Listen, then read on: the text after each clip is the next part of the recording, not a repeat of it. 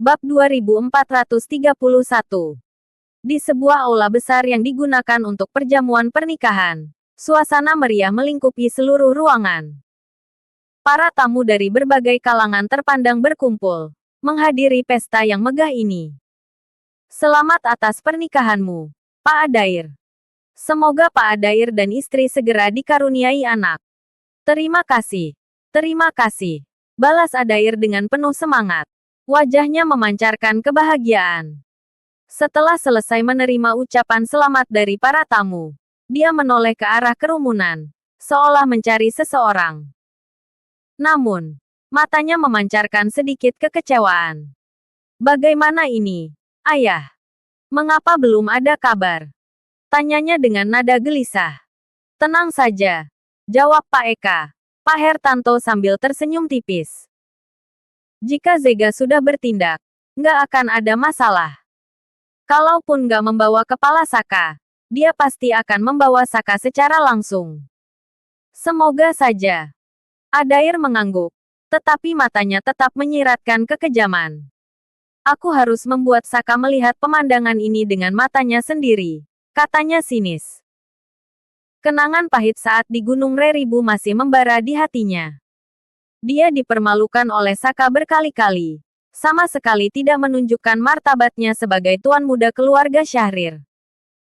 Dan yang paling memicu amarahnya adalah Dahlia, wanita yang paling dia sukai. Rela mati demi Saka. Pikirannya penuh dengan kebencian yang meluap. Ahli waris keluarga Romley, salah satu dari 5 jenius, Jack hadir. Tiba-tiba, petugas protokol memeriksa daftar tamu. Wajahnya memerah karena kegembiraan. Dan dia mengumumkan dengan suara lantang. Boom! Seluruh ruangan mendadak gempar. Salah satu dari 5 jenius hadir di perjamuan ini. Adair buru-buru melangkah maju untuk menyambut. Dan dari kejauhan dia melihat sosok Jack yang berjalan dengan santai. Wajahnya menunjukkan senyum tenang. Kak Jack, kapan kamu turun ke dunia fana? Tanya Adair dengan penuh antusias. Jack tersenyum. Melambaikan tangan dengan santai. Nggak perlu membahas itu. Hari ini adalah hari besar dalam hidupmu. Aku membawa hadiah. Sebuah pil penguat tubuh yang hanya ada di dunia roh. Sambil berbicara, dia mengeluarkan sebuah botol kecil dan meletakkannya di tangan Adair. Terima kasih banyak. Terima kasih, Kak Jack. Silakan duduk, ujar Adair dengan wajah penuh senyum bahagia.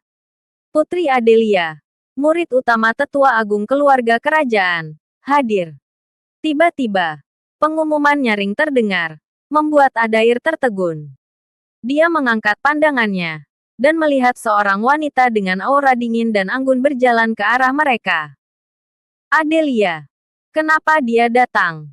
Dia orang dari kubu pangeran pertama, kan? Masih perlu ditanya. Sekarang Raja Janira sedang kehilangan pengaruh. Jadi pangeran utama mencoba menarik keluarga Syahrir ke pihaknya.